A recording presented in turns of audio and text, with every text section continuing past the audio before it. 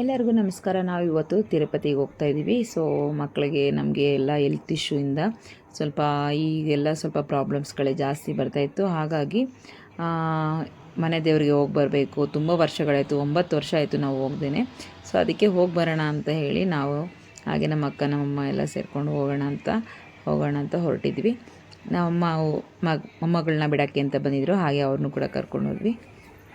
ನಾನು ಕೂಡ ಬರ್ತೀನಿ, ಹೋಗೋಣ, ತುಂಬ ವರ್ಷ ಆಯಿತು, ನಾನು ಹೋದ ವರ್ಷ ಆಗೋದು, ಈ ವರ್ಷ ಹೋಗಿಲ್ಲ ಅಂತ ಹೇಳಿ ನಮ್ಮ ತಾಯಿ ಕೂಡ ಬಂದರು. ನಾನಂತೂ 9 ವರ್ಷ ಆಗೋಯ್ತು ಹೋಗ್ದೇನೆ. ಫಸ್ಟ್ ಹೋಗಿ ನಾವು ತಿರುಪತಿಲಿ ಫಸ್ಟ್ ಕಪಿಲೆ ಅಂತ ಇದೆ, ಅಲ್ಲಿ ಸ್ನಾನ ಮಾಡಬೇಕು.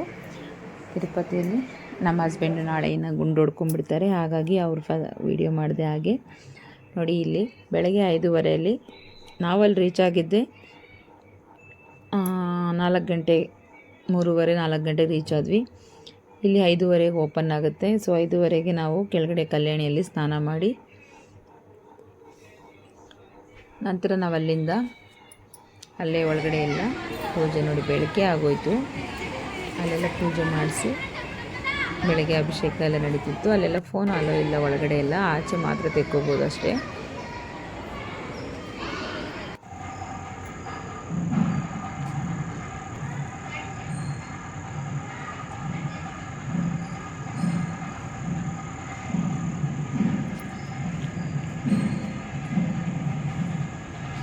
ಒಳಗಡೆ ಎಲ್ಲ ಅಲೋ ಇಲ್ಲ, ಅದಕ್ಕೆ ಆಚೆನೇ ಮಾಡ್ತಾ ಇರೋದು.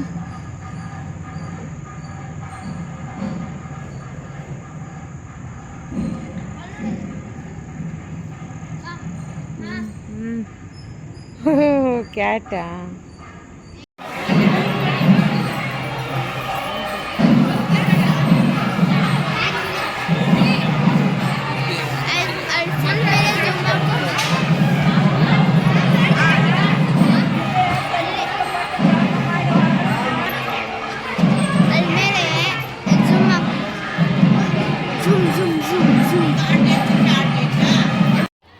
ಸೊ ನನ್ನ ಮಗ ಮೇಲೆ, ಅಮ್ಮ ಬೆಟ್ಟದ ಮೇಲೆ ಒಂದು ಲಿಂಗ ಕಾಣಿಸ್ತಾ ಇದೆ ನೋಡಮ್ಮ, ಝೂಮ್ ಹಾಕು ಅಂತ ಹೇಳ್ದ. ನೋಡಿ ಮೇಲ್ಗಡೆ ಒಂದು ಲಿಂಗ ಕಾಣಿಸ್ತಾ ಇದೆ. ಅದು ನನ್ನ ಮಗ ಹೇಳ್ದ, ಅಮ್ಮ ಅಲ್ಲಿ ಶಿವಲಿಂಗ ನೋಡಮ್ಮ ಅಲ್ಲಿ ಬೆಟ್ಟದ ಮೇಲೆ ಅಂತ ಹೇಳ್ದ. ಅದು ನಿಜ, ನೋಡೋಕೆ ಹಾಗೆ ಇದೆ, ತುಂಬಾ ಚೆನ್ನಾಗಿತ್ತು. ಅಲ್ಲಿ ವಾತಾವರಣ, ಪ್ಲೇಸ್ ಆಗಿರ್ಬೋದು, ಬೆಟ್ಟ ಗುಡ್ಡಗಳ ಮಧ್ಯದಲ್ಲಿ ದೇವಸ್ಥಾನಗಳು, ಈ ಥರ ಎಲ್ಲ.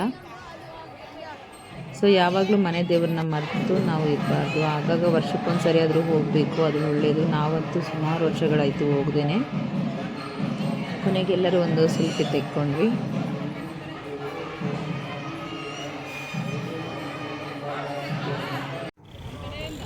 ಹಾಗೆ ಇದು ಕೆಳಗಡೆ ತಿರುಪತಿ ಈ ಥರ ಇರುತ್ತೆ. ದೇವಸ್ಥಾನಕ್ಕೆ ಹೋಗೋ ಎಂಟ್ರೆನ್ಸ್ ಇದು ಫಸ್ಟ್ ಕೆಳಗಡೆ. ಸೊ ಇದಾದಮೇಲೆ ನಂತರ ನಾವು ಮೇಲೆ ಹೋಗಬೇಕಾಗತ್ತೆ.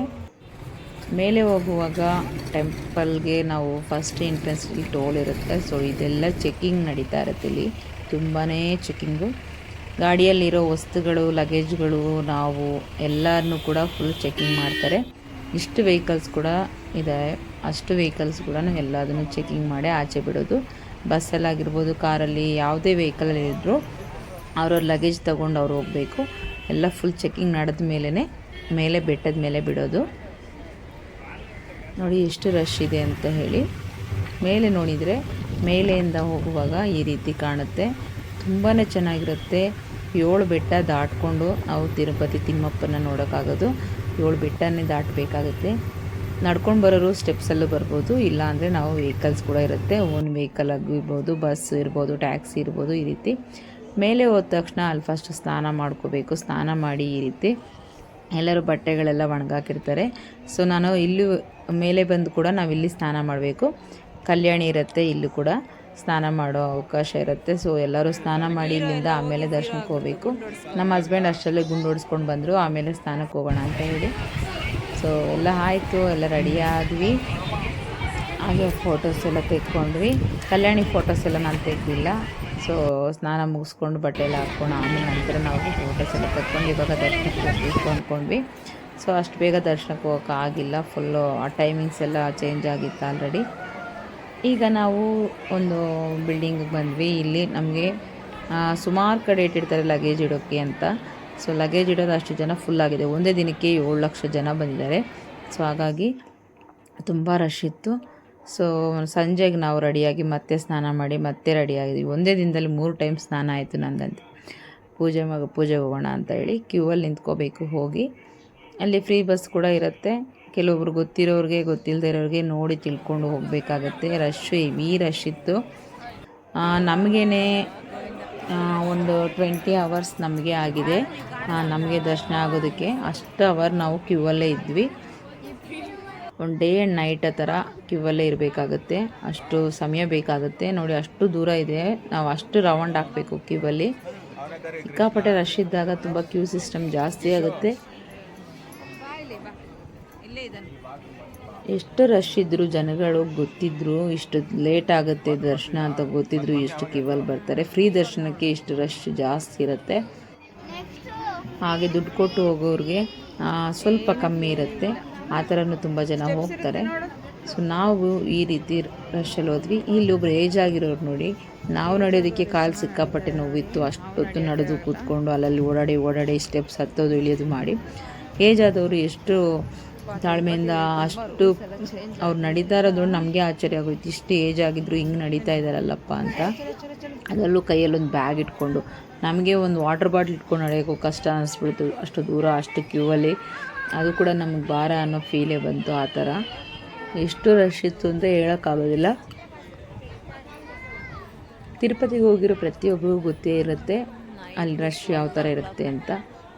ಅದರಲ್ಲೂ ನೀವು ಮಾರ್ಚ್ ಏಪ್ರಿಲ್ ಮೇ ತಿಂಗಳಲ್ಲಿ ಮಾತ್ರ ಹೋಗಲೇಬೇಡಿ. ಸೊ ಮಾರ್ಚ್ ಏಪ್ರಿಲ್ ಮೇ ತಿಂಗಳಲ್ಲಂತೂ ಸಿಕ್ಕಾಪಟ್ಟೆ ರಶ್ ಇರುತ್ತೆ. ಒಂದೊಂದು ದಿನಕ್ಕೆ 7 lakhs ಮೆಂಬರ್ಸ್ ಬರ್ತಾ ಇರ್ತಾರೆ ಜನಗಳು. ಅಷ್ಟು ಜನ ಬರ್ತಾರೆ. ಸೊ ಅದಾದಮೇಲೆ ನೀವು ಯಾವಾಗ ಬೇಕಾದರೂ ಹೋದ್ರೂ ರಶ್ ಸ್ವಲ್ಪ ಕಮ್ಮಿನೇ ಇರುತ್ತೆ. ಸ್ವಲ್ಪ ಹೊತ್ತಷ್ಟೇ, ಆಮೇಲೆ ಫೋನ್ ಬಂದು ಎಲ್ಲ ಬಂದು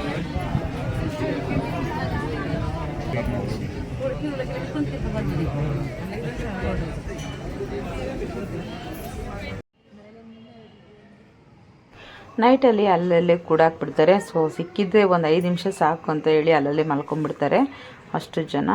ಹಾಗೆ ನಿದ್ದೆ ಮಾಡಬೇಕು ಅನ್ಸ್ಬಿಡುತ್ತೆ, ಅಷ್ಟು ಟಯರ್ಡ್ ಆಗಿಬಿಟ್ಟಿರುತ್ತೆ ಓಡಾಡಿ. ಸೊ ಇದು ಊಟದ ಹಾಲು.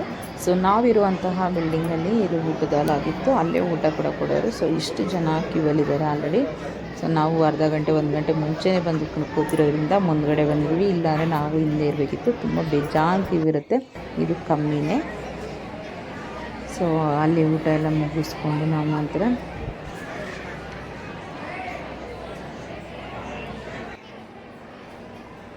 ತಿರುಪತಿಯಲ್ಲಿ ಊಟಕ್ಕೆ ಮಾತ್ರ ಮೋಸ ಇಲ್ಲ. ಎಲ್ಲ ಕಡೆ ಊಟ ಸಿಗುತ್ತೆ. ನಾವು ಕ್ಯೂವಲ್ಲಿದ್ದರೂ ಊಟ ಸಿಗುತ್ತೆ. ಆಚೆ ಎಲ್ಲೇ ಇದ್ದರೂ ಕೂಡ ಅಲ್ಲೆಲ್ಲ ಊಟ ದಾನ ಮಾಡ್ತಾನೆ ಇರ್ತಾರೆ. ಅನ್ನದಾನ ಅಂತೂ ಎಲ್ಲ ಕಡೆ ಇರುತ್ತೆ. ಹಾಲ್ಗಳಾಗಿರ್ಬೋದು, ಹೋಟೆಲ್ಗಳಾಗಿರ್ಬೋದು, ಪ್ರತಿಯೊಂದು ಪ್ಲೇಸಲ್ಲೂ ಊಟ ಮಾತ್ರ ಇಲ್ಲ ಅನ್ನೋಂಗಿಲ್ಲ, ಎಲ್ಲ ಕಡೆನೂ ಇರುತ್ತೆ. ಊಟ ಎಲ್ಲ ಮುಗಿಸ್ಕೊಂಡು ನಂತರ ನಾವು ರೂಮ್ಗೆ ಅಂತ ವಾಪಸ್ ಬರ್ತಾಯಿದ್ದೀವಿ. ನೋಡಿ ಎಷ್ಟು ಜನ ಇದ್ದಾರೆ ಇಲ್ಲೆಲ್ಲ ಊಟ ಮಾಡ್ಕೊಂಡು ಎಲ್ಲರೂ ಬರ್ತಾ ಇರೋರು. ಸೊ ಸಿಕ್ಕಾಪಟ್ಟೆ ರಶ್ ಇರುತ್ತೆ.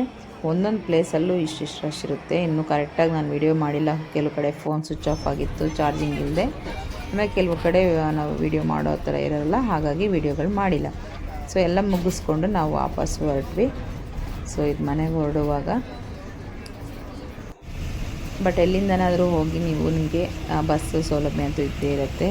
ಬ್ಯಾಂಗ್ಳೂರಿಂದ ತಿರುಪತಿ, ಇಲ್ಲ ತಿರುಪತಿಯಿಂದ ನಮಗೆ ಬ್ಯಾಂಗ್ಳೂರು ಬರೋದಕ್ಕೆ ಎಲ್ಲ ತುಂಬಾ ಚೆನ್ನಾಗಿ ಬಸ್ಗಳು ಕೂಡ ಸಿಗುತ್ತೆ. ಸೊ ಇದಾಗಿತ್ತು ಇವತ್ತಿನ ವಿಡಿಯೋ. ಎಲ್ಲರೂ ನೋಡಿ ಸಪೋರ್ಟ್ ಮಾಡಿ. ನಿಮಗೆಲ್ಲರಿಗೂ ಈ ವಿಡಿಯೋ ಇಷ್ಟ ಆಗಿದೆ ಅಂದ್ಕೊತೀನಿ. Thank you for watching. ಮತ್ತೆ ಸಿಗೋಣ ನೆಕ್ಸ್ಟ್ ವಿಡಿಯೋದಲ್ಲಿ. ಅಲ್ಲಿವರೆಗೂ ಟೇಕ್ ಕೇರ್. ಬಾಯ್ ಬಾಯ್.